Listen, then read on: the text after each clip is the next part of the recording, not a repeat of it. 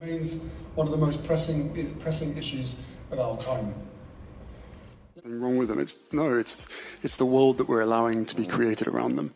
This obviously pretty gutted about the decision. We thought it was going to go our way. Picture this. You're at a charity gala with your wife, trying to put on a united front for the cameras, and she decides to seat herself right next to her male best friend instead of you. Not just any best friend, but the guy who's been whispered about in tabloids for years. The one who somehow shows up at every major moment in your marriage. The one whose relationship with your wife predates you entirely. According to multiple reports from attendees at the Project Healthy Minds Gala in New York, Prince Harry was absolutely livid about the seating arrangement that night. It's starting to look less like a royal love story and more like a running joke. Because every time Meghan Markle shows up to an event, there he is, Markus. We're not talking about a subtle eye roll or quiet frustration. Sources claim Harry's anger was palpable, visible to anyone paying attention to the body language at table 9. The real story here isn't just about chairs and place cards. It's about what that seating choice represented, what it said about the power dynamics in this marriage, and why Harry's apparently hit his limit with the constant presence of Markus Anderson. Before we get into what went down that night, hit that subscribe button and smash the like, because what we're about to show you about Markus Anderson and his connection to Meghan is going to blow your mind. Trust me, you don't want to miss this.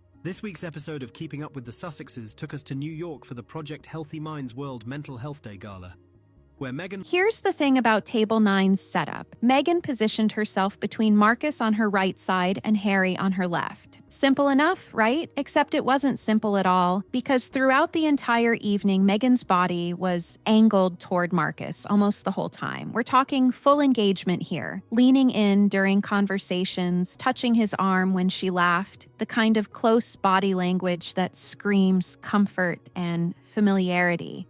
Thank you for being here tonight in support of Project Healthy Minds, our partners at Ultra Foundation.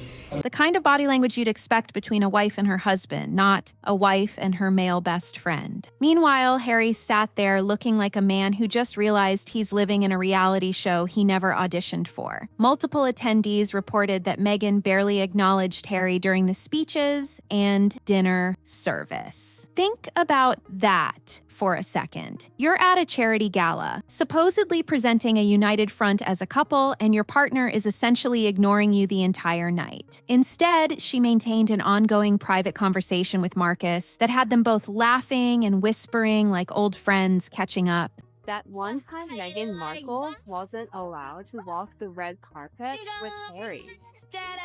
Which, let's be real, they are. But still, the optics of it all were absolutely wild. The photos that leaked tell the story better than any official press release could. And there were plenty of photos, because in typical 2025 fashion, phones came out and social media started buzzing before dessert was even served. Harry's jaw is clenched in almost every shot. Not just a little tense, but visibly, noticeably clenched. His eyes have that distant, glazed-over look of someone mentally calculating how many more of these events he's stuck attending, or maybe he was wondering how he ended up in this exact situation. It's starting to look less like a royal love story and more like a running joke. Because every time Meghan Markle shows up to an event... Either way, the man looked miserable. At one point during the evening, when Meghan was photographed leaning across the table to speak with someone, Harry reportedly leaned back in his chair and just stared at the ceiling for a solid minute. Just sat there, staring up, completely disconnected from everything happening around him. One guest told their friend, who naturally posted about it online, that Harry looked completely checked out and borderline miserable, while Meghan was absolutely glowing next to Markus. What happens when a man who spent years playing second fiddle finally decides the concert's over? And that's the word they used, glowing. Not happy, not content, but glowing. The kind of energy you have when you're with someone who genuinely gets you, someone you're comfortable around. The contrast was jarring enough that even Carson Daly, who was seated nearby, allegedly did a double take at the dynamic he was witnessing. When Carson Daly is noticing the awkwardness at your table, you know things have reached a whole new level. Other guests were whispering among themselves, exchanging glances, clearly picking up on the tension. The vibe at table 9 was so off that people who weren't even sitting there could feel it from across the room. Hey, turn into the right. All the way right. We got both of you right here, please. This wasn't just awkward seating. This was a public display of where priorities lie, and Harry clearly wasn't at the top of that list. When you choose to physically orient yourself towards someone else for an entire evening, when you're laughing and touching and engaging with them while your husband sits there looking like he wants to disappear, that sends a message. And everyone at that gala received it loud and clear. Markus isn't some friend Meghan picked up at a yoga class in Malibu. This man's been in her inner circle since her Suits days. This is something else that makes me think what he's talking about he's not sure of, or something's up here, something's not right here.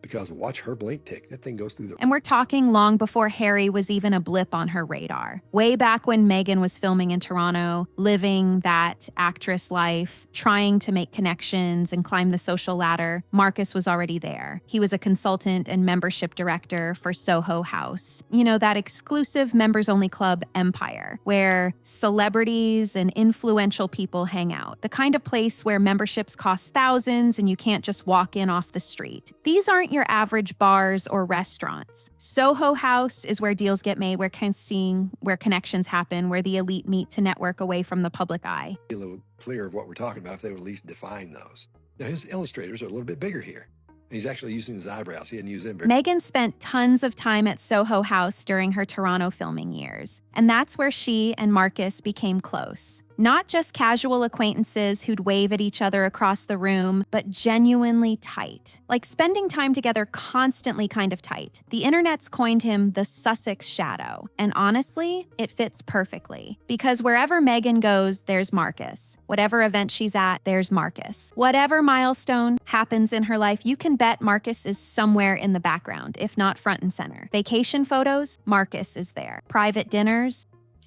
every crown needs a scapegoat. It's one of the oldest traditions of monarchy. Markus shows up. Awards ceremonies. Yep, Markus again. People who've followed Meghan's journey know that Markus isn't a new addition to her life. He's been around since before the royal wedding, before the engagement, before she even met Harry at that charity event. That's a long time. That's the kind of friendship that has deep roots. The kind where someone knows you before you became famous, before you became a duchess, before all the cameras and attention. They've seen you at your lowest, your most vulnerable, your most ambitious. And that kind of history, that creates a bond that's pretty hard to break. Meghan Markle has sent royal watchers into a frenzy after posting the clearest glimpse yet of her two children in a new Halloween family video. The kind of bond where loyalty runs deep and secrets stay buried. During that Toronto era, Markus and Meghan weren't just friends hanging out casually. He acted as her social connector, her guide through elite circles she was trying to break into. And let me tell you, Markus knew everyone. He had access to rooms Meghan couldn't get into on her own, no matter how charming or talented she was. These weren't just any rooms either. We're talking about exclusive events, private gatherings, the kind of places where real power players meet and actual opportunities get created. And he used that access to help her.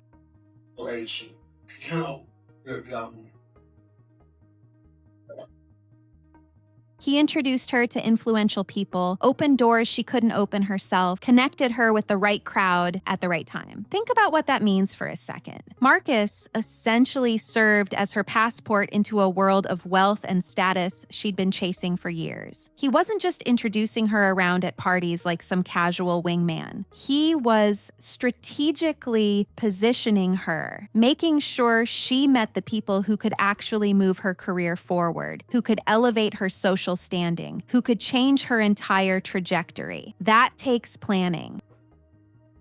Here we go. We'll see you upstairs. Hey, Harry, when you go upstairs.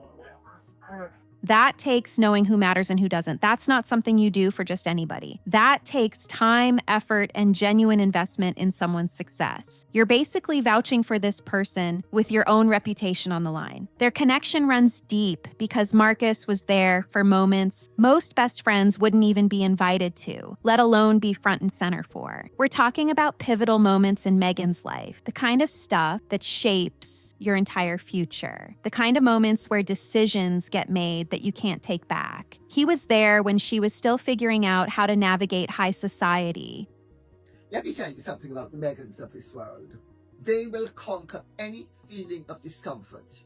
Learning which fork to use at fancy dinners, understanding the unspoken rules of elite circles. He was there when she was making the connections that would eventually lead her to the circles where she'd meet a prince. This wasn't casual friendship where you grab coffee once a month and catch up on life. This was strategic partnership, two people working together toward a common goal, supporting each other's ambitions. And here's what's interesting about that kind of relationship. When you're building something together, when someone's actively helping you climb that ladder. Listen, the moment Meghan Markle's heels hit Parisian ground, the energy shifted. This wasn't some casual trip. No. You develop a bond that goes way beyond normal friendship. You become intertwined in each other's success stories. Markus wasn't just watching from the sidelines while Meghan made her moves. He was actively involved, actively participating, actively shaping the path she was walking. And that's exactly why he's still around today, no matter how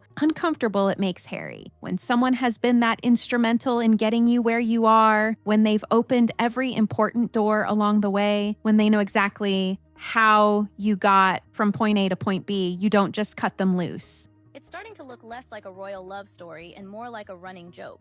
Because every time Meghan Markle shows up to an event, that kind of loyalty, that kind of history, it doesn't just disappear because your husband isn't thrilled about it. It's too deep, too foundational to just walk away from. Now, this is crazy. Markus was at the royal wedding, not just as a guest sitting in the back rows with distant cousins and old family friends. He was positioned prominently enough to make people ask questions. Seriously, people were looking at the photos afterward, trying to figure out who this guy was and why he had such a prime spot. Why does this relatively unknown figure have such access to one of the biggest royal events in decades? To have their titles stripped, as well as Prince Andrew and Sarah Ferguson.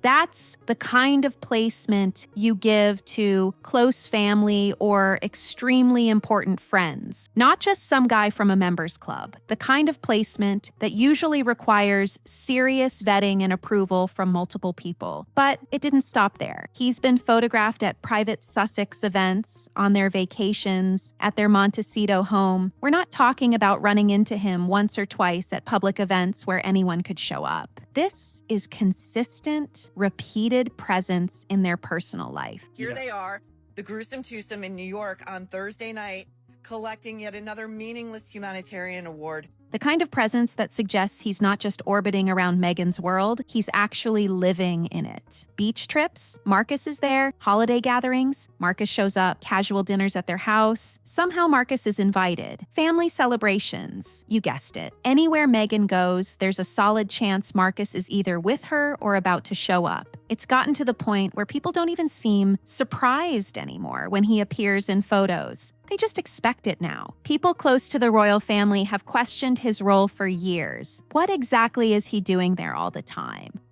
And leaders who are reshaping how we approach our mental health here in America and around the world. What's the actual purpose of his constant presence? Some suggest he's more than just a friend, that he's actually managing her image, advising her on decisions, maybe even guiding her strategic moves behind the scenes, like a personal consultant who never clocks out. Others talk about theories that tabloids hint at, but won't fully print for obvious reasons. The speculation ranges from reasonable to wild, but the constant thread is always the same. Why is this man so permanently attached to their lives? What makes him so essential that he can't be excluded? This video, which captured the exact moment when Prince Harry and Meghan Markle were embarrassingly asked to return a gift and leave the garden party at from anything. The thing is, Markus knows everything. Every secret from Meghan's past, every calculated move she's made, every door he helped her walk through on her way to becoming a duchess. He was there before the fame, before the royal connection, before any of this became global news. He watched her transform from a working actress in Toronto to one of the most talked about women in the world. And that kind of knowledge, that gives you power. Not the kind of power that comes from money or status, but the kind that comes from understanding someone's entire journey. Book alongside Harry to snag the Humanitarians of the Year award at Project Healthy Minds.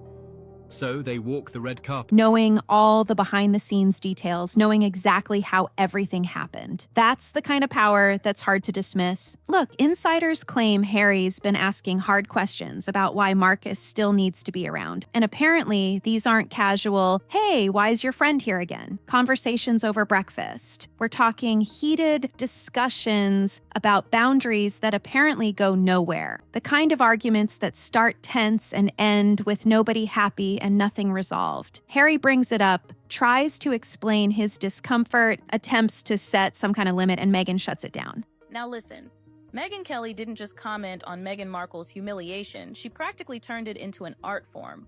And nothing changes. The cycle just repeats itself over and over. Same conversation, same frustration, same result, different day, same outcome. It's like talking to a wall that's never going to move, no matter how many times you push against it. Because here's the reality. Meghan won't budge on Markus at all, not even a little bit. She defers to him in ways she never does with Harry. People have noticed how she looks to Markus for approval before making moves, literally checking in with him before photo ops and public appearances, like she needs his permission or his input before she does anything major. It was not a ranking, it was just, let me share them. And then people started to take it. Okay. And I was like, should I wear these earrings? It's subtle sometimes, but it's there. A glance, a nod, a quick conversation before stepping in front of cameras. It's the kind of dynamic you'd expect between business partners or maybe a celebrity and their manager, not between old friends who occasionally grab lunch, and definitely not the kind of thing you'd expect when a husband is standing right there watching it all happen. That's what makes it so uncomfortable to witness. The awkwardness is almost painful. Harry has to sense this, right? He's living it every single day. He's not the one calling the shots in his own marriage. He's not the person Meghan turns to first when making decisions. It's really an honor to be here and to be chatting about our book. Oh, sorry. And that realization would drive any man crazy, let alone a prince who was once third in line to the throne. A guy who grew up in literal palaces, who was used to a certain level of respect and authority, who had people bowing to him his entire life. Now finding himself sidelined by his wife's male best friend at a charity event. That's got a sting on a level most people can't even imagine. The psychological impact of that shift, going from being royalty to being the third wheel in your own relationship, must be absolutely massive. When Kate walked in to take her seat, you did see Meghan, and it was quite difficult to catch it. The question everyone's asking is, why does Markus have this kind of access? What makes him so untouchable that even a prince can't get him out of the picture? What's the hold here? Because Meghan's made it non-negotiable, despite Harry's obvious discomfort. She's essentially told her husband, through her actions, if not her words, that Markus isn't going anywhere, that his presence is more important than Harry's peace of mind, that whatever Markus brings to the table, whatever role he plays in her life, is worth more than her husband's happiness or comfort level. So while Prince Andrew lost his title, we know somebody who's just like really hanging on to theirs and loving it so much. And when you think about it that way, when you really break down what that means, it becomes pretty clear why Harry looks so furious at that gala. This wasn't just about one night or one seating arrangement. This was years of frustration, years of being second place, finally showing on his face for everyone to see. The irony is almost too perfect. These two people who wanted privacy, who left everything claiming they wanted to escape from public scrutiny and live a normal life away from the cameras, can't seem to stop creating public spectacles. Listen, let me tell you what really went down at Dior Paris. Meghan Markle just got blacklisted.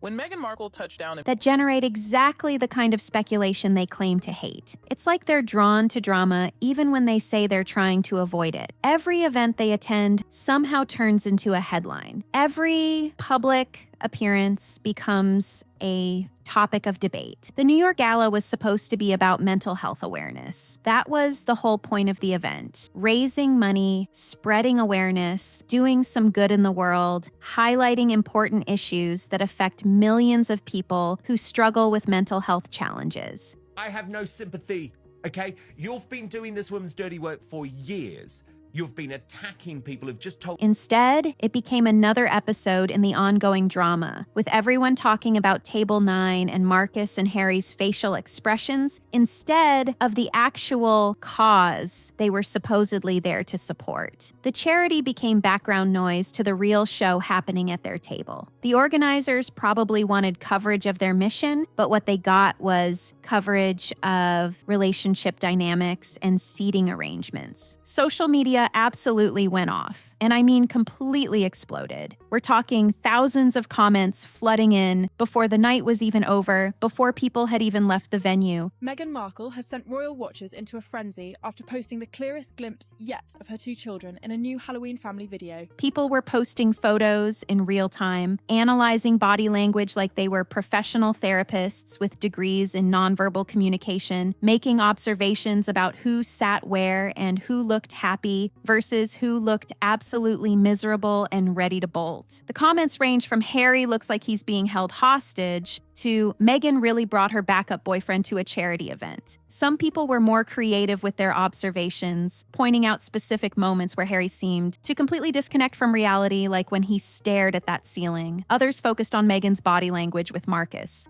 Meghan Markle just turned a cozy California bookshop event into an episode of Real Housewives of Montecito. So here's the scene. How animated and engaged she seemed compared to how distant she appeared with Harry. Brutal doesn't even begin to cover it. Twitter was ruthless. Instagram was merciless. And even TikTok got in on the action with people breaking down every photo frame by frame, zooming in on facial expressions, creating side-by-side comparisons of Harry's misery versus Meghan's apparent joy sitting next to Markus. There were compilation videos, commentary threads, even memes within hours. The internet does not miss a thing. The public perception has shifted dramatically over the past year. It all started in a glass-walled suite high above Milan, the kind of place where elegance is expected, not drama. Prada's top brass. Where they once had sympathetic supporters who believed their story and wanted them to succeed, who defended them against criticism and gave them the benefit of the doubt at every turn. Now, even former fans are starting to question what's really going on behind closed doors. The tide has turned. The benefit of the doubt is running out fast. People are seeing through the carefully constructed image to what might actually be happening underneath all the PR and carefully staged photo opportunities and controlled media narratives. A couple who don't seem to genuinely enjoy each other's company in candid moments. Are you worried that Harry and Meghan might end up suing you for something you say, given you know they're very friendly with their lawyers, aren't they? Who look stiff and uncomfortable together when they think cameras aren't watching. Who bring what basically amounts to a chaperone to public events, like they can't be trusted alone together. Like there needs to be a buffer between them at all times to avoid awkward silences or tension. Who create drama and speculation wherever they go, despite constantly insisting they just want to live quietly and be left alone to raise their family in peace. The disconnect between what they say and what actually happens is becoming harder and harder to ignore. People aren't buying it anymore. Apparently, Tom Bower, the royal author, has now said that he thinks more details will emerge. Table 9 represents something bigger than just where they sat that night. You don't go from having major connections and huge deals to sitting at Table 9 at a charity gala unless something's fundamentally changed about how you're perceived. There's a hierarchy at these events and everybody knows it. The front tables go to the biggest donors, the most important guests, the people who actually matter in those circles. Table 9 isn't exactly prime real estate. A-listers were conspicuously absent from this gala. The biggest names who showed up were NFL Commissioner Roger Goodell and Carson Daly. What you're about to hear was never cleared for the public. It wasn't cleared by the palace. It wasn't approved by the networks.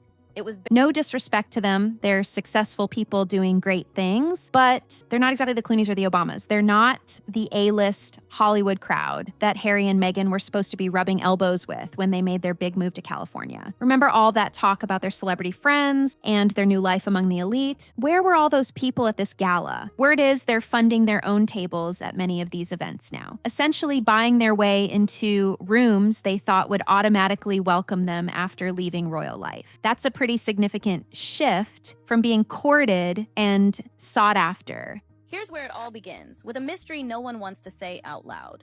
Meghan Markle's life looks like a billionaire's dream.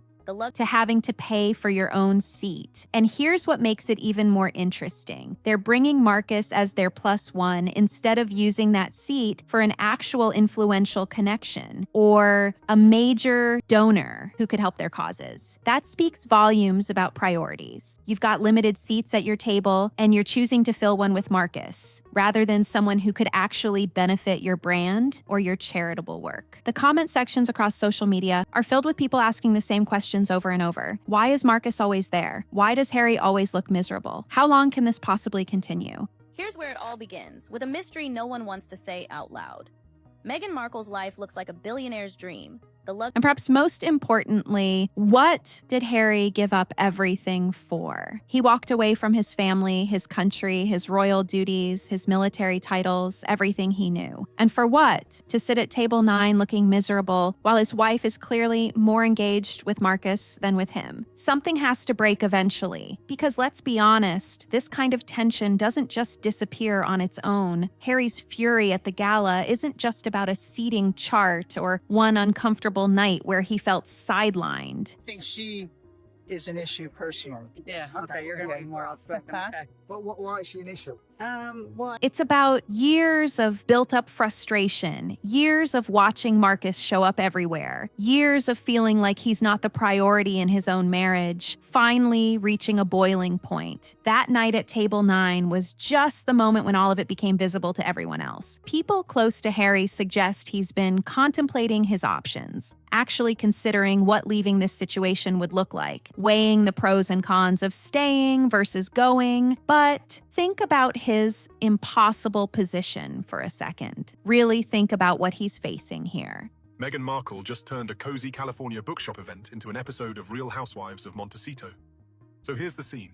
Going back to the UK means admitting he was wrong about everything. About the move, about the life he thought he was building, about all the decisions that led him to this point. It means facing a family he stepped away from, relationships that became strained, connections that were severed. It means accepting that he walked away from his entire legacy, from being a working royal, from his military connections, from everything that defined him for the first 30-something years of his life, all for a marriage that seems to make him increasingly unhappy. That's a tough pill to swallow for anyone. They say the crown never slips twice, but in Paris, Meghan Markle dropped hers, and not a single soul rushed to pick it up. From a distance, it looked flawed. But especially for someone who made such a dramatic and public exit. The whole world watched him leave. The whole world would watch him come back. That kind of admission takes a level of humility that's hard to muster when you've been so vocal about your choices. Staying, on the other hand, means continuing to play third fiddle to Markus Anderson at charity galas. It means more nights like Table 9, more events where he sits there looking miserable while Meghan is engaged with someone else. It means swallowing his pride at every event, putting on a smile for the cameras even when he's dying inside.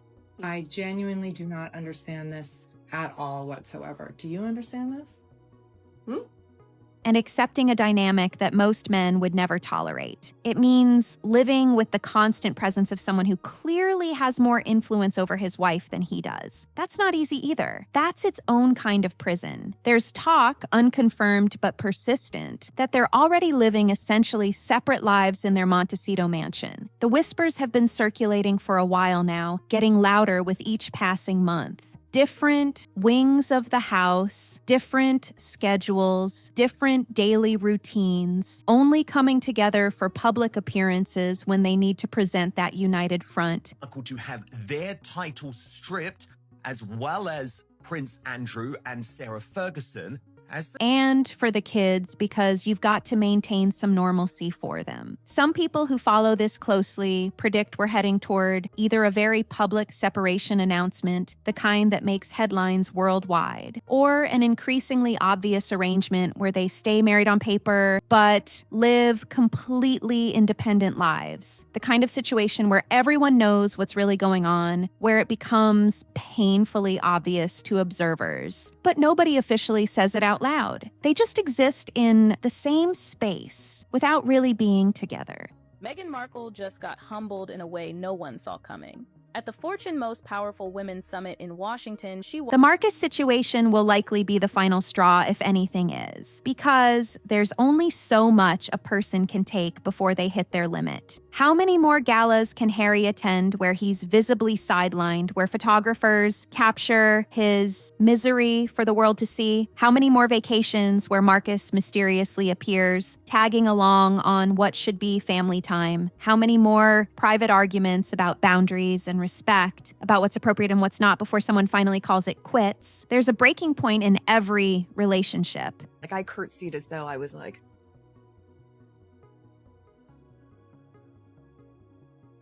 and it feels like we're watching them approach theirs in real time. Do you think Harry will ever put his foot down and demand Markus exit their lives? Or is he too far gone, too invested in this California dream to walk away now? And more importantly, what do you really think is going on with Meghan and Markus? Is this just an intense friendship that crosses normal boundaries? Or is there a deeper reason Markus has this kind of access that we're all missing? Drop your theories in the comments, because this story is far from over. I want to hear what you think. Are we watching a marriage slowly fall apart, or is this just how they operate? Make sure you're subscribed and hit that notification bell, because when this situation finally reaches its tipping point, and trust me it will, you're going to want to be here for it. The Sussex saga continues, and Table 9 at a Midtown gala might just be where it all started to unravel. What happens next? Well, we'll all be watching.